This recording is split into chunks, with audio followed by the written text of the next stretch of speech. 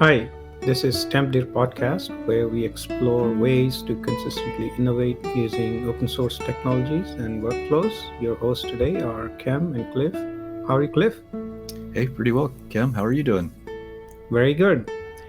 So, today we are talking about simplicity and exploring some of our readings and ideas and applying to our work. So, it's an interesting topic. What do you think, Cliff? Yeah, simplicity is really a theme I try to focus on a lot, and I know you do as well. So it's something we think about. hmm So, let's start by defining simplicity. What is it? Mhm. Yeah, so I recently read a book by Dave Thomas titled "Simplicity." Just came out, and Dave Thomas is the pragmatic programming guy. If you've ever read any of his other books, but in the end of his book, he defines simplicity as the essence of clarity, minimalism, and ease. It means stripping away the unnecessary to reveal what truly matters. In the design of physical things, it's about clean lines and an intuitive function. In life, it's about focusing on what's meaningful and eliminating distractions. In code, it's all of these. So I think a lot about simplicity, but I think Dave has done a pretty good job of coming up with a good definition of simplicity.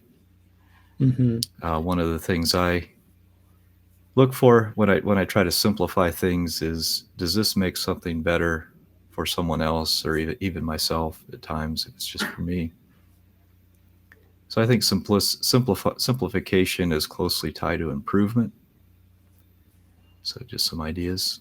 Yeah, yeah, and I think simplicity is also measured relatively. It should be also measured from the perspective, from whose perspective it is Mm-hmm. coming from. So, it could be that you made it simple in quotes for yourself, but it might have complicated things down the pipeline. And then, does that qualify as simple or not? So, I think um, the whole perspective thing, when you get that in, how do you see this, how do you kind of substantiate it with some practical things, Cliff? Sure. So yeah, simple for there's a lot of perspectives. If you look at an organization, there could be sales, engineering, management, manufacturing. But ultimately, we get to our customers, and I kind of look at it as things fan out as it goes down the chain. So we might start in marketing, coming up with a concept, then engineering implements it, and then manufacturing produces it, and sales sells it, the customer uses it. So I think it's important to start from the customer's perspective and then work backwards. Can we make it simple for the customer? And and likewise, can engineering make it simple for manufacturing to build? And and a lot of times, that's when we make something simple for someone else, it's not always simple for us. So that's one of the trade-offs. hmm It's kind of two sides of the same coin. We work hard, we deal with complexity, but the result is something simple. So it's the process isn't always simple, but hopefully the end result is. hmm yeah, so I think that talking about simplicity, maintaining simplicity requires work too. A lot of times, it can be misunderstood that to keep it simple, there is no maintenance required. And um, there is a lot of work that you need to put up front. And, you know, um, you a lot of times see, ducks in the lake and they're sailing smoothly, but then under the water, they're putting a lot of effort. And um, so you don't get to see that. So is there a perspective that you have, with respect to simplicity in that kind of a example? Yeah, I think that those are good examples you've brought up. And generally, to make things easy to maintain, we have to work to simplify them. hmm But that's like we've discussed before, getting to that point is not always simple. And it's kind of a short term versus a long term view. If we want things to be simple long term, we need to put in the work up front to have clean architectures, clean code, and try to make something that down the road will reap the benefits of simplicity. But it's not always easy to get there. Yeah, and I think the one like side effects of simplicity is reliability. What do you think? Hmm. Yeah, absolutely. I feel like the only way to get to or the easiest way to get to reliability is to simplify things. And yeah, typically when we deal with reliability problems, it's often in the complex or complicated parts of the system. Mhm. Yeah, so simplify to achieve reliability is essentially, a good mantra. Yeah, And yeah, it's the shortest path. So. yeah, well said. And you touched on complexity. So, I'm very interested in that. Essentially, in our language, we a lot of times mix things like simple and easy, complex and complicated. And so, would you accentuate a little bit on what is complex and what is complicated? Yeah, I heard this thought once. Complexity is inherent in a lot of things. Like, Mhm. biological systems are complex. Our computers and technology today is complex. We can't really get around that because there's lots of transistors. It's a complicated thing.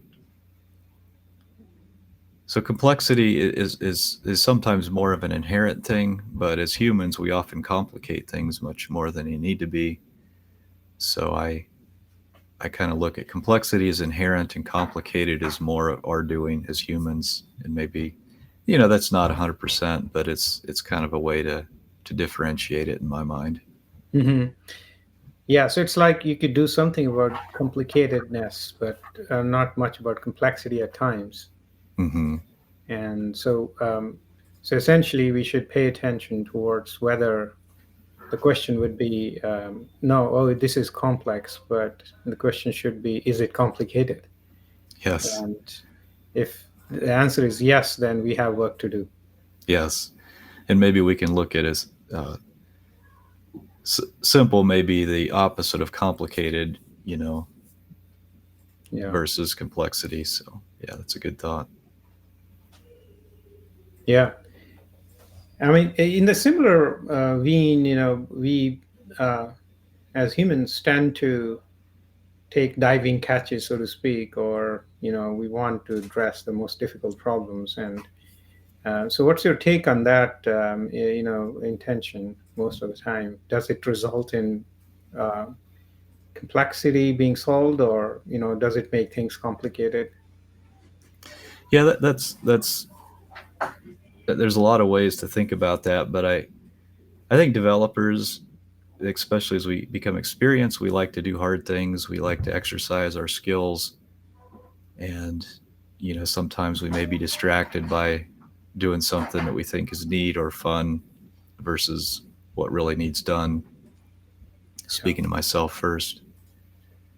Hmm. So you've probably heard the Neil Ford quote: "Developers are drawn to complexity like moths to a flame, frequently with the same result." And Yeah. I think it's helpful to recognize that weakness, especially people that care. They want to do good things. So Mhm. Yeah, I think that quote resonates quite well with me. I mean, it's all of us at times get pulled in by that challenge, and so we just have to note that um, where we are in. And so, are there any ways out you can think of when you kind of like get pulled into this mirage? yeah, that's a good question. Maybe I probably don't have all the answers to that, Yeah. but I think for me it's just like planning out what needs done and then focusing on that. Hmm. Um, Starting with the business requirements, stay focused on what adds value to the customer or to Yeah. the user. How about yourself? What if? Yeah, I think I'm really bad at that. and I try to keep improving on it. But essentially, um, you know, I teach myself languages like don't measure output, measure outcome, and so once you start thinking that way, then outcome is fairly related to what makes difference, and so you can easily see where what you're doing right now is headed. So Hmm. Yeah. So a while back, you shared some thoughts about contrasting simple and easy. What what are your thoughts with that? yeah, so simple, we use these words one for another, and we really don't put a lot of thought behind it, but actually they are not same. So easy is relative, similar to complexity versus complicated. um, we might have different um, capabilities. I wrote there, like, I might find rock climbing is hard, but you might find it easy, right? Because it's relative. uh, I might find playing piano easy, you might find it hard, right? So easy is relative. It's like relative to whom. um, and easy is also close by, so something is handy, right? But it doesn't mean simple, and it is familiar. So you might know a C programming language or assembly really well and say it's easy because it's within your skills, but it doesn't mean it is simple. Hmm. So when you converse and you say, yeah, C is simple, well, you may know it well. That's why it is easy, but it's not simple. So, so that's kind of a difference you see. And then, you could kind of like see, make a truth table, um, which I see that's simple but not easy. Running a marathon, for example, um, it's just an motion of running, keep running, but needs a lot of endurance. Losing weight, right? Eat less, move more, but requires discipline. And then easy but not simple, using a smartphone, right? It's a very complex technology, um, but the UI is user friendly. So making noodles, those 2-minute noodles, um, it's highly processed, a lot of like chemical process things that go in, but you just add hot water and it's ready. So it's easy, but not simple. And simple and easy, is when you draw a straight line. That's simple and easy. Or you count from 0 to 9 or something. And then the fourth quadrant would be neither simple nor easy. So learning a new language. Languages are hard, they are complex, and it requires a different kind of level of your brain settings. So it's neither simple nor easy. And performing brain surgery, same way. The brain is complex. Doing this is not easy. So um, these distinctions matters quite a bit, uh, because if we don't make these distinctions, we are led to underestimate challenges and overcomplicate our solutions, which quite often happens. So, in order to stay focused and get good outcomes, it's important to weigh in simple versus easy whenever you're faced with a design choice, or you're working on some project that you're estimating about. Yeah, those four quadrants really help us sort some of these things out, Hmm. and the real value probably comes when we focus on doing hard things, not for the sake of hard, but is putting in the work required to come out with a good result. Hmm. The brain surgery, hopefully it ends up with a better life, or simplifies the health problems someone might have had before the surgery, but it wasn't an easy thing to do. So Right. So, what's do you think are some of examples of simple in our domain, Cliff? yeah, probably the one I think about the most, or that comes to mind first, is the Go programming language. So the authors of Go have taken extreme efforts to go slow and be very careful about adding features. And as a result, the Go language is very easy to read, it's easy to learn, it's easy to compile, and they they really focus on keeping it simple. They recently added generics, but it took them many years to get to the point where they were ready to do that, in spite of a lot of pressure over the years from various people demanding that we need those, but they just kept pushing it back until they felt like they could do it right. The Elm programming language is another similar one. It's very simple, easy to learn. Uh, maybe easy is not the right word, but it's simple enough that anybody can learn it, and it's easy to maintain programs written in Elm. So these are just a few examples. The NATS messaging system is another one. It's built on very simple concepts, and everything kind of builds on top of that. And then the fourth one I'll just throw out because it's one that I work on, is the simple IoT data format. And we over the several iterations, we've really simplified the core data unit, which we call a point, to something that's very simple, easy to synchronize between systems, and that has really made a lot of things easier in building IoT systems. So those are mine. How about you? Yeah. So, I think I mentioned it previously, but a lot of times, people who grew up learning high level programming language at the time called C find it simple, and Mm-hmm. it's a simple language, but it's not simple to use. There is you have to worry about the memory model. There are security flaws. I don't have to talk about them here, but Anybody who spent time in Valgrind yeah, knows the pain of yeah, debugging hard problems in C. So yeah. right. So, those are. I mean, there are other out there, but this one comes to my mind that's probably a stark example. Yes.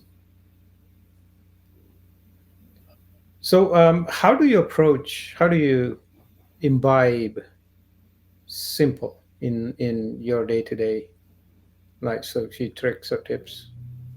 Yeah, I think the essence for me is really to dig down to the core issues, because often when we deal with issues, the temptation is to throw another tool at it, or pile on another abstraction, or just kind of pile on layers to fix the layers underneath, and kind of this tower of tools or layers.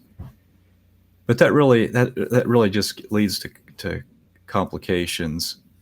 And to really simplify, we need to dig down to the core issues and solve those, rather than uh, than trying to add other things. So going back to the simple IoT data format, synchronizing data between systems is hard. We can go with concepts like CRDTs, or um, various other distributed algorithms people have come up with. But the way we've way I've approached it is just, let's just transmit data at the most granular level, and then that solves the problem. So I don't really need any layers on top of the data model. The data model's simple enough that it just does it automatically. Yeah. So that's and another example I can think of is code comments. Like if we're extensively commenting our code, we probably don't have very simple code. So a more direct approach is to solve the core issue. Let's simplify our code, and then we don't need very many comments to explain how our code works. Yeah. Yeah. So that's a few ideas. I don't know if you have any. Yeah, and I think the side effect of that is your code will compile faster because Sure. in the end, compiler is going to handle those comments, and on the average, 30% of your compile time is in pre-processing. So, Yeah. but that's just on the side. But yeah, I think you touched on that. The core issues, right? So a lot of times we build complexity, or rather complicated designs, by layering too much. Um, the real solution always is somewhere in the middle all the time. So, what I do see is when you keep solving the core issues, you keep steering towards that middle ground all the time. And Mhm. that keeps, the things objectively working.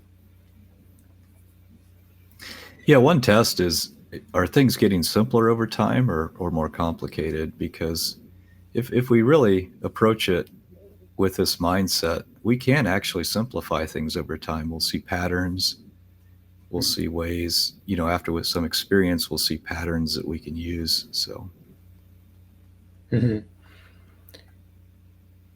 So I know you referred, some of your readings that you did around that. So are there any other, insights you would like to share from there? yeah, I'll leave you with one quote yet from Dave Thomas in the Simplicity book. Simplicity is not simple. It's intentional, refined, and effective. It brings peace, efficiency, and elegance. So I think that's a good summary. Do you have any additional thoughts? Yeah, I think that's awesome. That's a very good way to end it today. Yes. Yeah, appreciate any thoughts or feedback from our listeners. Appreciate you listening, and hope to see you next time. Thank you.